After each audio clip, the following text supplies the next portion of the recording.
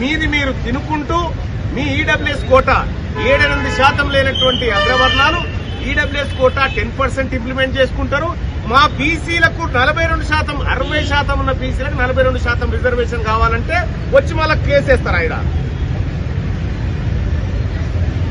మేము సహనంతో ఇన్ని రోజులు ఉన్నాం. సరే, గౌరవ న్యాయస్థానం మా బీసీల పక్షాన నిలబడాలని కోరుకుంటా ఉన్నాం. ఆ GO Indira Sawhney versus Union of India case ముందు కానీ, ఇటు Krishnamurthy versus Maharashtra case triple test ముంగడ కానీ నిలబడే జీవోనైతే కాదు. ఇక నెక్స్ట్ రేపో మాపో రేవంత్ రెడ్డి గారు ఓ మాట చెప్తుండొచ్చు, మా చెమటంతా ధారపోసినాం, మా రక్తం అంతా ధారపోసినాం, అయినా సాధించలేకపోయినాం కాబట్టి పార్టీ పరంగా 42% టికెట్ ఇస్తారని రేపు ఎల్లుండో ప్రెస్ మీట్ పెట్టి చెప్తాడు. ఇక ఇంకేమైనా తేడా రాగానే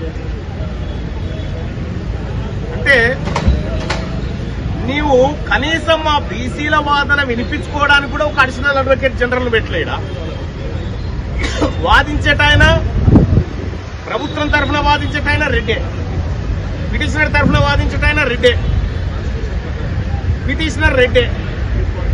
ఇవాళ తెలంగాణ రాష్ట్రంలో మా ప్రజల రక్తం దాగుతున్నటువంటి వాళ్ళు ఎవరైతే ఉన్నారో ప్రజాగ్రహానికి గురిగాక తప్పదు. ముఖ్యమంత్రి గారు 100% వాళ్ళ వెనకాల ఉన్నారు. ఈ పిటిషనర్ల వెనకాల ముఖ్యమంత్రి రేవంత్ రెడ్డి గారు ఉన్నారు. దీని వెనకాల జానారెడ్డి గారి పాత్ర ఉంది. కానీ మీకు చెప్తా ఉన్నాం, తెలంగాణ రాజ్యాధికార పార్టీ నుంచి మేము చెప్తా ఉన్నాం, తెలంగాణ ఉద్యమ సమయంలో ఏ పరిస్థితులు అయితే వచ్చినాయో ఈ తెలంగాణలో ఇవాళ మేల్కొన్నారు బీసీలు, ఆ పరిస్థితులే వస్తాయి. ఊర్లో తిరగనియనటువంటి పరిస్థితులు వస్తాయి, జాగ్రత్త అని చెప్తా ఉన్నాం. మేము మీ సొమ్ము అడగలే, మేము అడిగింది మీ సొమ్ము కాదు. మా పావుషేరు మేము అడిగితే మీ కడుపున వస్తా ఉందా? మీరు మాకు ఈ రానిదాన్నేమో కోట్ల చుట్టూ తిప్పుతాడు రేవంత్ రెడ్డి గారు. 3 పిల్లల నిబంధన ఎత్తేసే హక్కు ఆయన దగ్గరే ఉంది.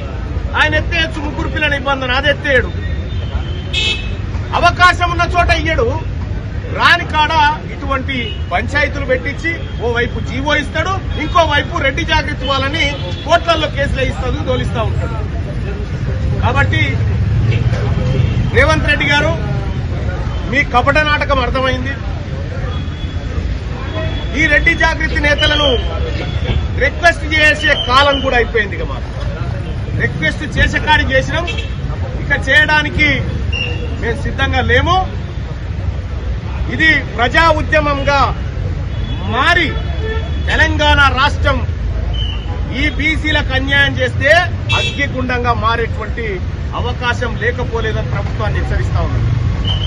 నీకు చిత్తశుద్ధి లేక 4 కోట్ల మంది తెలంగాణ ప్రజలను కంట్రోల్ చేస్తున్నా అని చెప్తాడు రేవంత్ రెడ్డి గారు. 2 రెడ్లను కంట్రోల్ చేయడా పిటిషన్ వేసిన?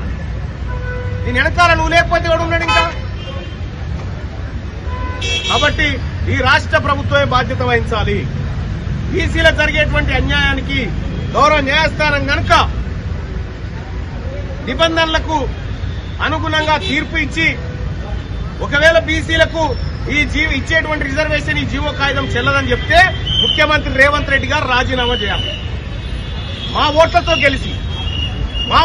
గెలిచి మాకు అవకాశాలు లేకుండా చేసేటువంటి ముఖ్యమంత్రి రేవంత్ రెడ్డి గారు ఈ తెలంగాణ రాష్ట్రానికి ఏమొద్దు, రాజీనామా చేయండి. ఇక న్యాయస్థానం పార్టీ ఓడిసిన తర్వాత ప్రజాక్షేత్రమే ఉంటుంది, జనమంతా రోడ్ల మీదకి వస్తారు. ఖచ్చితంగా ఆ రోజు వస్తుందని తెలియజేస్తారు. తెలంగాణ రాష్ట్ర హైకోర్టు ప్రత్యేక రాష్ట్ర ఉద్యమకాలలో ఉన్న వాతావరణం కల్పించడానికి బలమైనటువంటి కారణం బీసీ రిజర్వేషన్ జీవో. ఈ బీసీ రిజర్వేషన్లు బీసీలకు దక్కాలంటే ఇటువంటి కోర్టులు, ఇటువంటి